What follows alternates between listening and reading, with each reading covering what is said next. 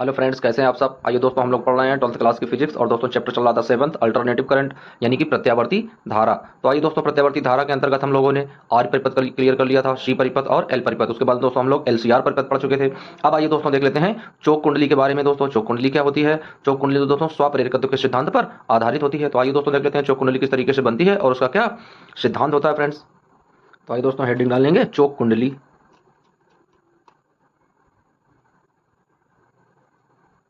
बहुत ही important topic है दोस्तों चौक कुंडली। दोस्तों 12th क्लास के लिए बहुत से बच्चे से अपने फाइल उसमें चार्ट में भी बनाते हैं ताकि प्रैक्टिकल में चौक कुंडली के बारे में एग्जामिनर के सामने इनके वाइवा वाइस के क्वेश्चन आंसर जो होते हैं बहुत इजी होते हैं। तो दोस्तों आइए देख लेते हैं चौक कुंडली किस तरीके से कार्य करती है और इसका क्या कार्य होता है फ्रेंड्स। सबसे पहले तो इसका कार्य देख लेते हैं, यानी चौक कुंडली होती क्या है। तो क्या लिखेंगे दोस्तों, चौक कुंडली एक ऐसी युक्ति होती है जिसके द्वारा दोस्तों क्या होता है, प्रत्यावर्ती धारा परिपथ में बिना विद्युत ऊर्जा हास के इसकी प्रबलता को कम कर देती है। दोस्तों से चौक कुंडली कहते हैं। तो देख लेते हैं दोस्तों किस तरीके से इसकी डिफिनेशन बनाएंगे। चौक कुंडली क्या लिखेंगे दोस्तों, चौक कुंडली, चौक कुंडली एक ऐसी युक्ति है, एक ऐसी युक्ति है, युक्ति मीन्स दोस्तों मशीन है, एक ऐसा उपकरण है। चौक कुंडली एक ऐसी युक्ति है जो प्रत्यावर्ती धारा, जो प्रत्यावर्ती धारा परिपथ में, प्रत्यावर्ती धारा परिपथ में बिना, धारा परिपथ में बिना ऊर्जा हानि के, बिना ऊर्जा हानि के धारा की प्रबलता को, धारा की प्रबलता को कम कर देती है, धारा की प्रबलता को कम कर देती है, चौक कुंडली कहलाती है, चौक कुंडली कहलाती है। धारा की प्रबलता को जब कम कर देती है उसे क्या कहते हैं दोस्तों, चौक कुंडली कहलाती है। अब आइए दोस्तों देख लेते हैं इसकी रचना, यानी किस तरीके से इसका स्ट्रक्चर होता है फ्रेंड्स। तो देख लेते हैं इसकी रचना क्या होती है। तो आइए दोस्तों देख लेते हैं, सबसे पहले इसका रचनात्मक अध्ययन कर लेते हैं दोस्तों। तो इस तरीके से एक लोहे की क्रोड होती है। तो इस तरीके से दोस्तों बनाएंगे, एक लोहे की ये क्रोड है दोस्तों, ये नर्म लोहे की क्रोड होती है। ये दोस्तों नर्म लोहे की एक क्रोड होती है। इसमें तांबे के तारों को लपेटकर चौक कुंडली को बनाते हैं दोस्तों इस तरीके से।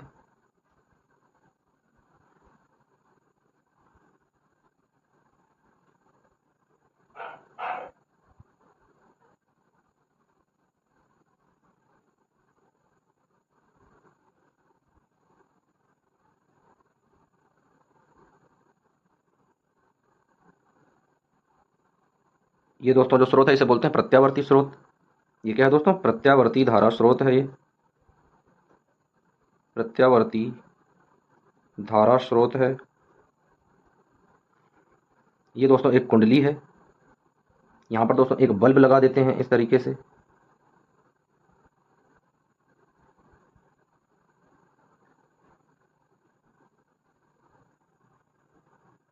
ये दोस्तों बल्ब लगा है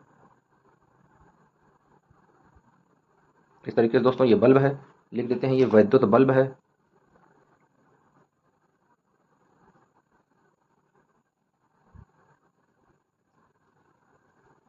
ये नर्म लोहे की क्रोड है दोस्तों, यहाँ लिख लेते हैं नर्म लोहे की क्रोड है।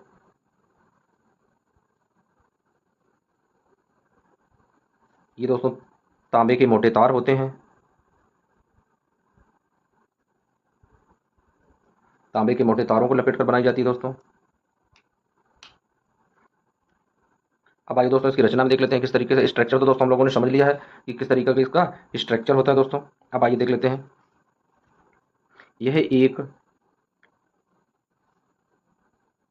यह एक नर्म लोहे की, नर्म लोहे की क्रोड पर, क्रोड पर तांबे के तारों को, तांबे के तारों को लपेट कर बनाई जाती है, तांबे के तारों को लपेट कर बनाई जाती है। यह एक नरम लोहे की क्रोड पर तांबे के तारों को लपेटकर बनाई जाती है। मोटे तार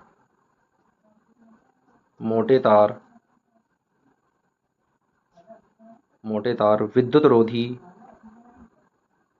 मोटे तार विद्युत रोधी पाटलित क्रोड पर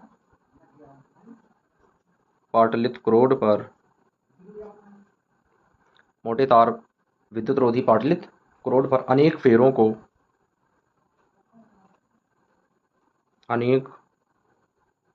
फेरों से लपेटकर चोक कुंडली बनाते हैं। अनेक तारों को लपेटकर दोस्तों क्या करते हैं? चोक कुंडली को बनाते हैं।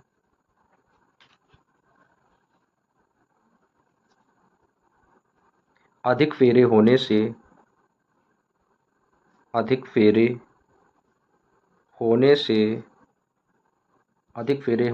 इसका प्रेरकत्व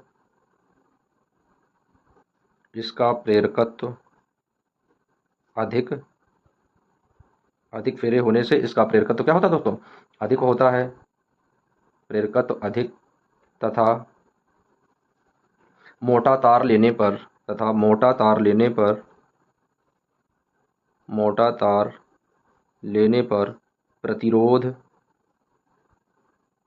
प्रतिरोध नगण्य हो जाता है। दोस्तों मोटा तार जब यूज करते हैं तो उससे क्या होता है? इसका जो चोक कुंडली का जो प्रतिरोध होता है वो नगण्य हो जाता है, यानी कि वो शून्य हो जाता है। क्रोड को कुंडली के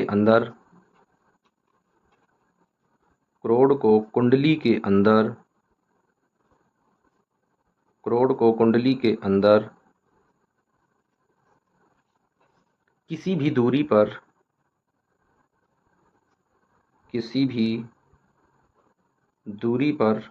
प्रविष्ट कर सकते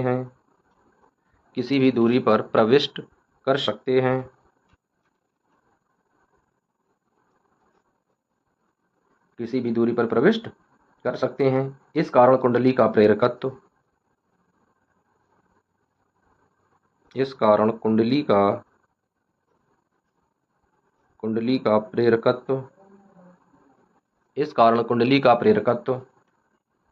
L का मान अधिक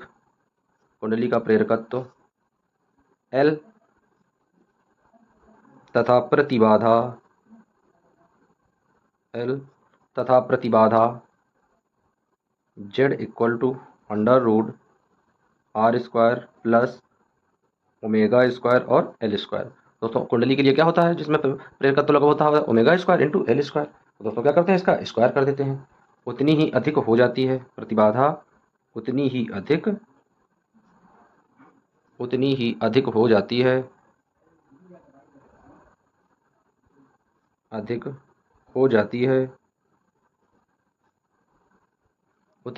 हो जाती है इस प्रकार चोक कुंडली के द्वारा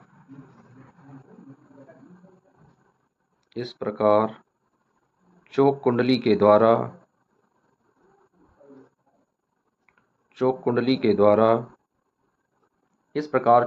के द्वारा प्रत्यावर्ती धारा के मान को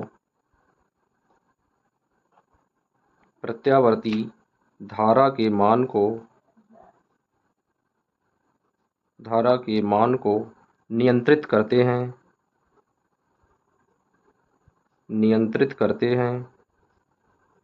प्रत्यावर्ती धारा के मान को नियंत्रित करते हैं। अब आइए दोस्तों देख लेते हैं इसमें क्या क्या जुड़ा होता है। चोक कुंडली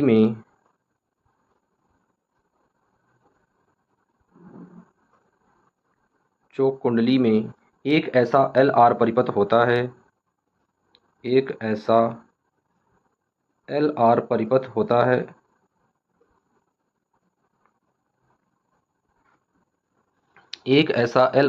होता है जिसमें प्रेरकत्व L का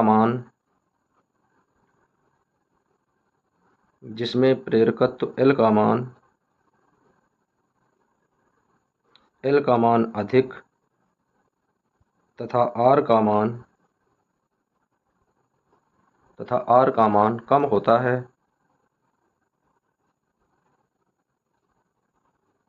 तथा आर का मान कम होता है। एल आर परिपथ की औसत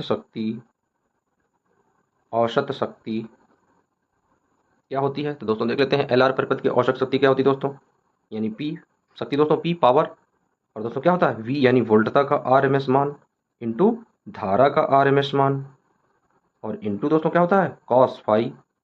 तो अब आइए दोस्तों देख लेते हैं, जहां कॉस फाई शक्ति गुणांक है, क्या लिखेंगे दोस्तों, जहां कॉस फाई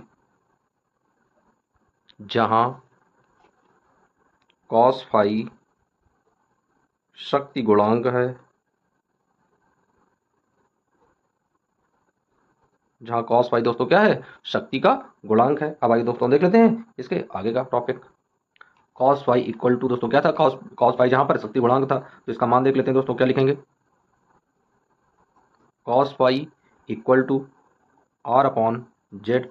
दोस्तों आर अपॉन जेड का मान क्या होता है, तो फ्रेंड्स आर अपॉन जेड का मान होता है अंडर रूट, और उसके अंदर दोस्तों क्या आ जाता है, आर स्क्वायर। दोस्तों जेड का मान ये है, और आर तो ऊपर आर ही दिया गया है, तो यहाँ पर इसे बटे लगा लेंगे और यहाँ पर आर लिख लेंगे। तो आर अपॉन दोस्तों क्या है, R square plus omega square और इंटू दोस्तों एल स्क्वायर, ये इसकी प्रतिबाधा होती है दोस्तों, कॉस फाई होता है यहाँ पर। तो अब आइए देख लेते हैं क्या लिखेंगे, यदि चोक कुंडली का यदि चोक कुंडली का यदि चोक कुंडली का ओमीय प्रतिरोध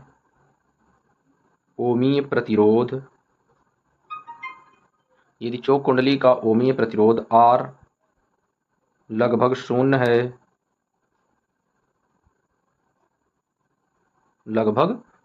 है तथा प्रेरकत्व एल बहुत ऊंचा होता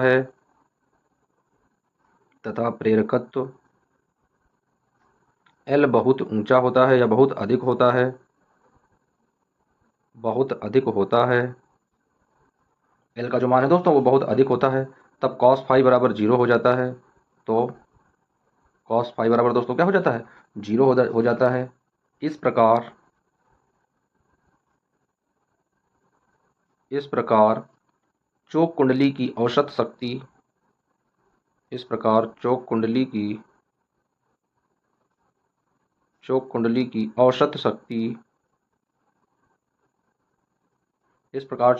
औसत शक्ति क्षय शून्य होने के कारण औसत शक्ति क्षय शून्य होने के कारण ऊर्जा क्षय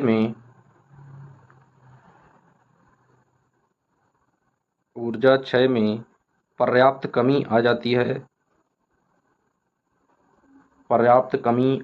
है। यानी दोस्तों इससे क्या होता है, ऊर्जा का क्षय बहुत ही दोस्तों निम्न होता है, यानी कि बिल्कुल एकदम, ये मान लो ऊर्जा का क्षय बिल्कुल एकदम से शून्य होता है। तो चोक कुंडली लगाने पर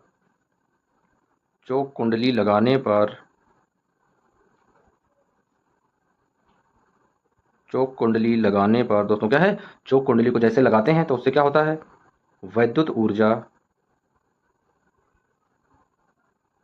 चोक कुंडली लगाने पर वैद्युत ऊर्जा ऊष्मीय ऊर्जा के रूप में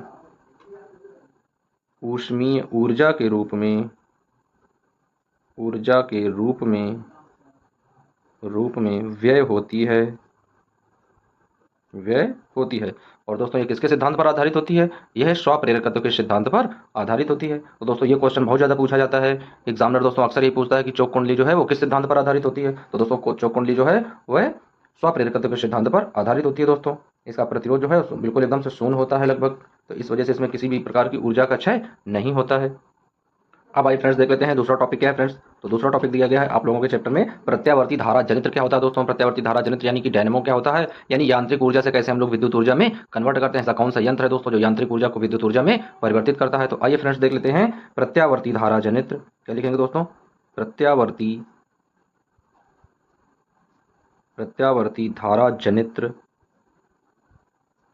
धारा जनित्र या डायनमो। तो आइए फ्रेंड्स देख लेते हैं प्रत्यावर्ती धारा जनित्र किस तरीके से कार्य करता है और उसका स्ट्रक्चर कैसा होता है। तो आइए दोस्तों सबसे पहले देख लेते हैं वह किस तरीके से कार्य करता है, किस सिद्धांत पर आधारित होता है। दोस्तों क्या करते हैं, वैद्युत जनित्र एक ऐसी युक्ति है, जनित्र एक ऐसी युक्ति है, एक ऐसी युक्ति है जो एक ऐसी युक्ति है जो यांत्रिक ऊर्जा को जो यांत्रिक ऊर्जा को जो यांत्रिक ऊर्जा को वैद्युत ऊर्जा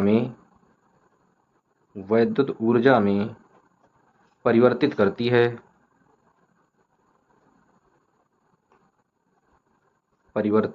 है, यानी यांत्रिक ऊर्जा को दोस्तों क्या कर देता है, ये वैद्युत ऊर्जा में बदल देता है, वैद्युत ऊर्जा में उसे कन्वर्ट कर देता है। यह वैद्युत चुंबकीय प्रेरण के यह वैद्युत चुंबकीय प्रेरण के यह वैद्युत चुंबकीय प्रेरण के सिद्धांत पर आधारित होता है,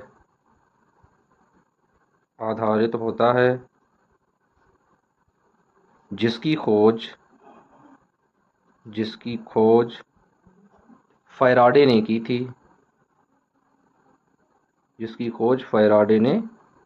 थी, तो दोस्तों वैद्युत चुंबकीय प्रेरण की खोज किसने की थी दोस्तों, फैराडे ने। और ये किसके सिद्धांत पर कार्य करता है, डायनेमो वैद्युत चुंबकीय प्रेरण के सिद्धांत पर कार्य करता है। अब आइए दोस्तों देख लेते हैं इसका सिद्धांत, किस तरीके से इसका सिद्धांत होता है फ्रेंड्स।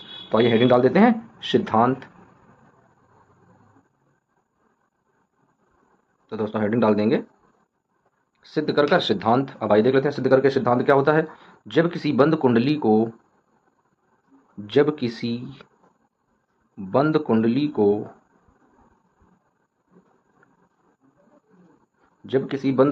किसी शक्तिशाली चुंबक के क्षेत्र में किसी शक्तिशाली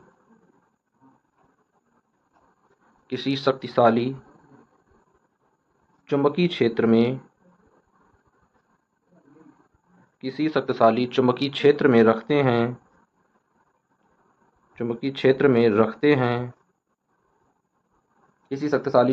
में रखते हैं और उसे तेजी से घुमाते हैं,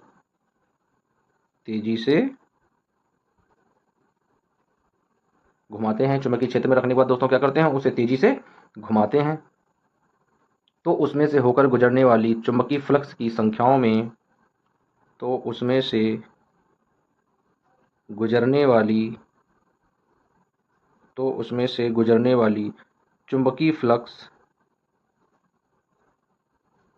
चुंबकीय फ्लक्स रेखाओं की संख्या में परिवर्तन उत्पन्न होता है। क्या होता है दोस्तों, उससे जो जुड़ी चुंबकीय फ्लक्स की रेखाएं होती हैं उनमें परिवर्तन उत्पन्न होता है, जिसके कारण कुंडली में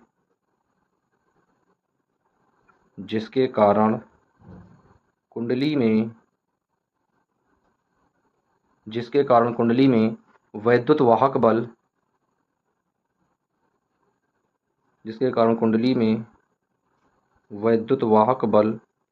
एक प्रेरित धारा को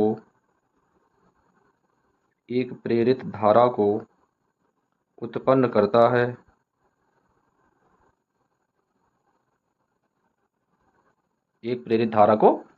करता है। दोस्तों वैद्युत वाहक बल क्या कर देता है, एक प्रेरित धारा को उत्पन्न कर देता है।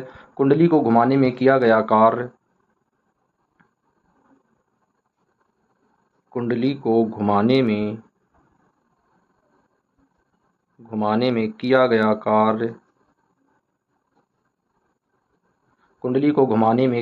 कार्य अथवा व्यय यांत्रिक ऊर्जा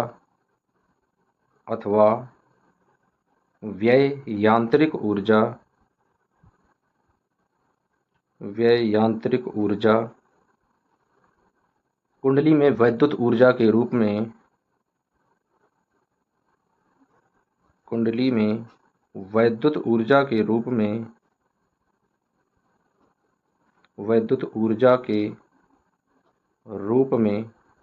परिणित होती है।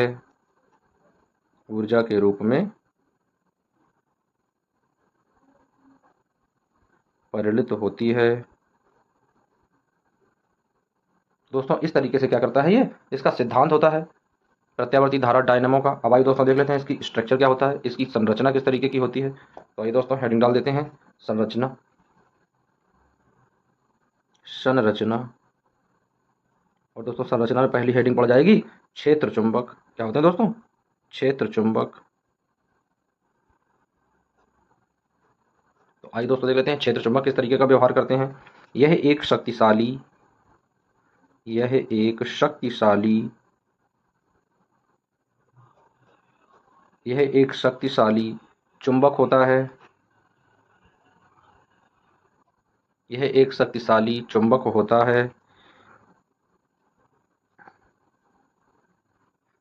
यह एक शक्तिशाली चुंबक होता है। इसका कार्य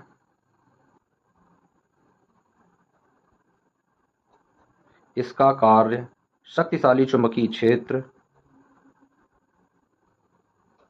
इसका कार्य शक्तिशाली चुंबकीय क्षेत्र उत्पन्न करना है। चुंबकीय क्षेत्र उत्पन्न करना है। इसका कार्य क्या होता है दोस्तों, एक शक्तिशाली चुंबकीय क्षेत्र उत्पन्न करना है। चुंबकीय क्षेत्र रेखाएं चुंबकीय क्षेत्र रेखाएं N से S की ओर N से S की ओर चलती हैं। N से S की ओर चलती हैं, यानी उत्तरी ध्रुव से दक्षिणी ध्रुव की ओर चलती हैं। अब आइए दोस्तों देख लेते हैं इसका चित्र किस तरीके से बना होता है फ्रेंड्स। आइए दोस्तों देख लेते हैं इसका किस तरीके का चित्र बना होता है फ्रेंड्स। तो इस तरीके से दो चुंबक होते हैं। इस तरीके से दोस्तों दो चुंबकीय द्विध्रुव होते हैं।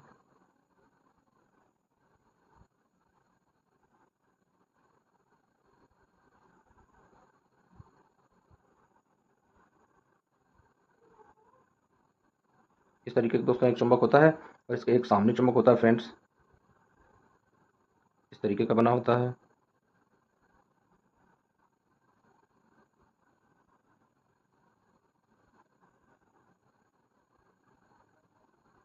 इस तरीके का दोस्तों बना होता है। ये वाला जो पार्ट होता है ये एन होता है उत्तरी ध्रुव, और ये वाला जो पार्ट होता है ये होता है दोस्तों दक्षिणी ध्रुव। इसी के बीच में कुंडली रखी होती है। कुंडली किस तरीके की बनी होती है आइए देख लेते हैं दोस्तों। इस तरीके से कुंडली बनी होती है एक।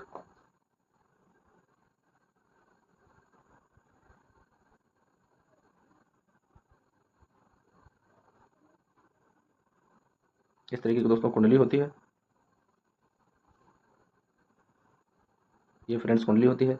इसे ए मान लेते हैं सिरा, इसे बी सिरा, ये सी सिरा है, और दोस्तों ये जो है ये डी सिरा है। इस तरीके से मान लेते हैं दोस्तों। इसमें इस तरीके से धारा बहती है। ये दोस्तों धारा का प्रवाह है। दोस्तों चुंबकीय बल रेखाएं क्या होती हैं, एन से एस की ओर होती हैं। तो ये चुंबकीय बल रेखाओं की दिशा है। इस तरीके से चुंबकीय बल रेखाओं की दिशा दोस्तों यहाँ पर जोड़ देते हैं।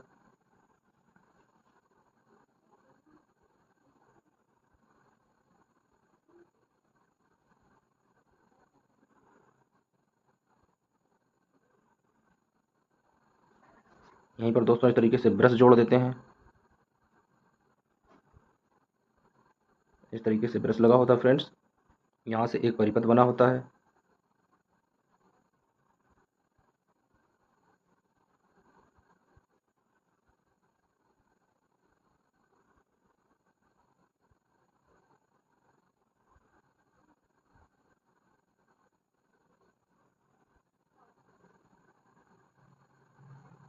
यहाँ पर एक ब्रश लगा होता है दोस्तों इस वाले पार्ट में।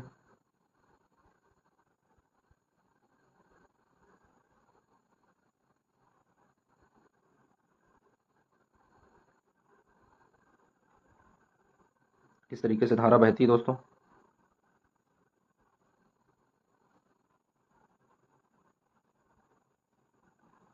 इस तरीके से ये चित्र होता है दोस्तों। यहाँ पर लिख लेते हैं, यहाँ पर एक बल्ब लगा देते हैं दोस्तों। इस तरीके से यहाँ पर एक बल्ब लगा होता है।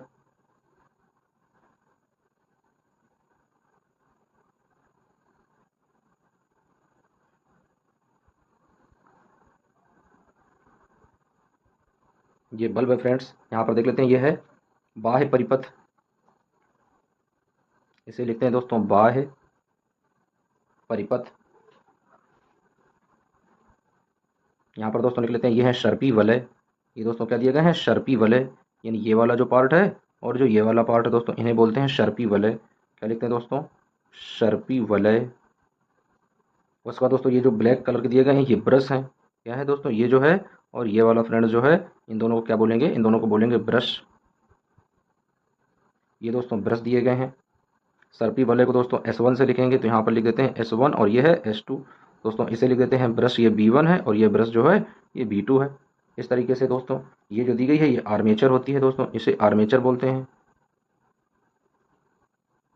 ये दोस्तों आर्मेचर है। ये दोस्तों क्या है, इन्हें बोलते हैं क्षेत्र चुंबक। क्या बोल देते हैं इसे, क्षेत्र चुंबक। दोस्तों ये जो दिया गया है ये क्षेत्र चुंबक है।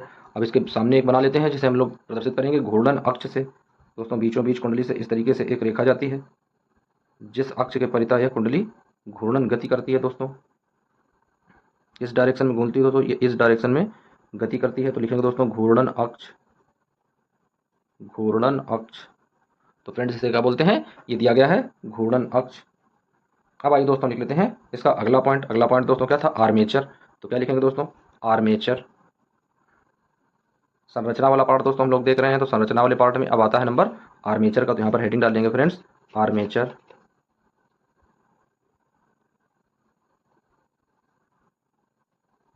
अब आइए दोस्तों देख लेते हैं आर्मेचर किस तरीके से कार्य करती है। यह एक आयताकार, यह एक आयताकार, यह एक आयताकार कुंडली, यह एक आयताकार कुंडली ABCD होती है। यह एक आयताकार कुंडली ABCD होती है जो कच्चे लोहे के क्रोड पर, जो कच्चे लोहे के, कच्चे लोहे पर दोस्तों, कच्चे लोहे के क्रोड पर पृथक्कित तांबे के तार से, पृथक्कित तांबे के तारों से, तांबे के तारों से बहुत फेरों को लपेटकर, बहुत फेरों को लपेटकर, बहुत फेरों को लपेटकर बनाई जाती है, बनाई जाती है, बनाई जाती है। इसे आर्मेचर भी कहते हैं, इसे आर्मेचर भी कहते हैं, इसे आर्मेचर भी कहते हैं। दोस्तों ये बहुत फेरों को लपेट कर बनाई जाती है, इसे आर्मेचर बुलाया जाता है कि ये आर्मेचर होती है। ये दोस्तों क्या करता है, किसी टरबाइन या टरबाइन दोस्तों या पेट्रोल इंजन के द्वारा इसे तेजी से घुमाया जाता है। इसे चुंबकीय क्षेत्र के मध्य, इसे चुंबकीय क्षेत्र के मध्य टरबाइन मशीन, टरबाइन मशीन या डीजल पेट्रोल इंजन के द्वारा, या डीजल पेट्रोल इंजन के द्वारा, डीजल पेट्रोल इंजन के द्वारा तेजी से घुमाया जाता है, तेजी से घुमाया जाता है, तेजी से घुमाया जाता है। तो दोस्तों ये क्या होती है, आर्मेचर बोलते हैं इसे। अब आइए देख लेते हैं इसी में क्या लगे होते हैं, सर्पी वलय लगे होते हैं दोस्तों, उनका क्या कार्य होता है। तो हेडिंग डाल देंगे दोस्तों सर्पी वलय। क्या हेडिंग डालेंगे दोस्तों, सर्पी वलय। तो आइए देख लेते हैं दोस्तों सर्पी वलय क्या होते हैं, ये किस तरीके का कार्य करते हैं। कुंडली पर लिपटे, कुंडली पर लिपटे, कुंडली पर लिपटे तांबे के तार के दोनों ओर, तांबे के तार के दोनों ओर, तांबे के तार के दोनों ओर धातु के दो छल्ले, धातु के, धातु के दो छल्ले S1 व S2, S1 व H2 होते हैं, धातु के दो छल्ले S1 व S2 होते हैं। ये आर्मेचर को घूमने में सहायता प्रदान करते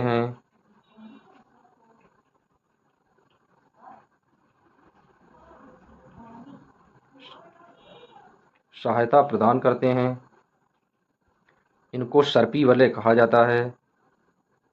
इन्हें सर्पी वलय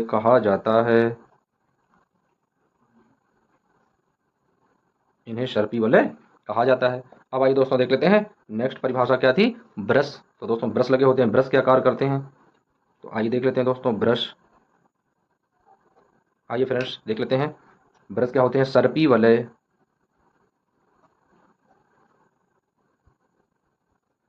वलय S1 व S2 सदैव तांबे की बनी दो पत्तियों,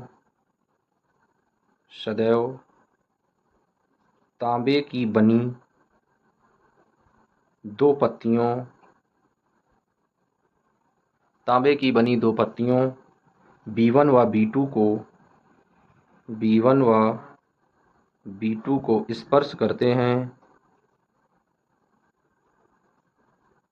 B1 व B2 को दोस्तों क्या करते हैं, स्पर्श करते हैं, जिन्हें ब्रश कहते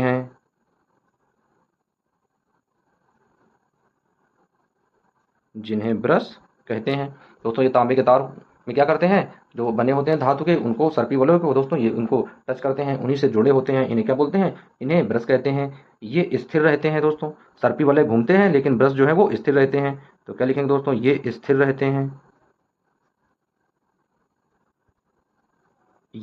रहते हैं। इसमें विद्युत धारा भेजनी होती है दोस्तों, इनके द्वारा क्या होता है, ये पूरे परिपथ में विद्युत धारा को भेजते हैं। ये परिपथ में विद्युत धारा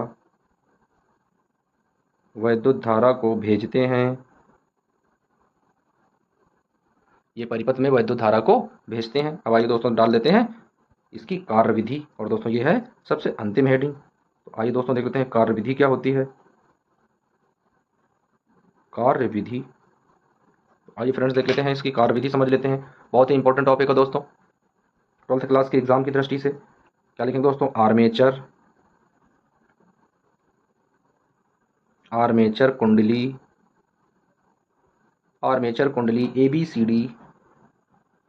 ABCD दक्षिणावर्त कैसे घूमती है दोस्तों, दक्षिणावर्त दिशा में घूम रही है।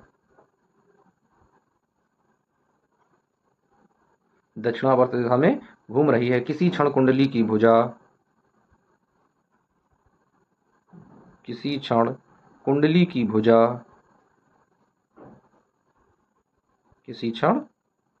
भुजा CD नीचे जा रही है,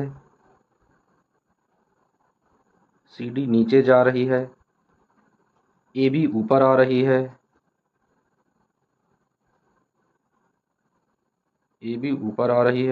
और यह क्रिया निरंतर चलती रहती है।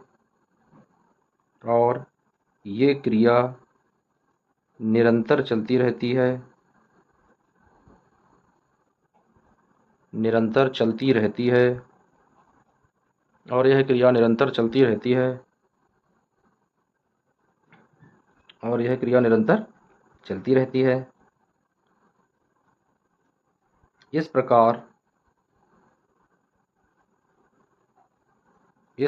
से परिपथ में उत्पन्न धारा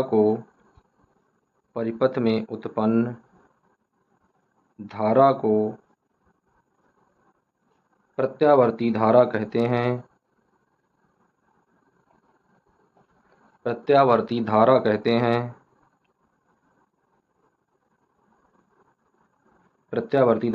हैं। क्योंकि प्रत्येक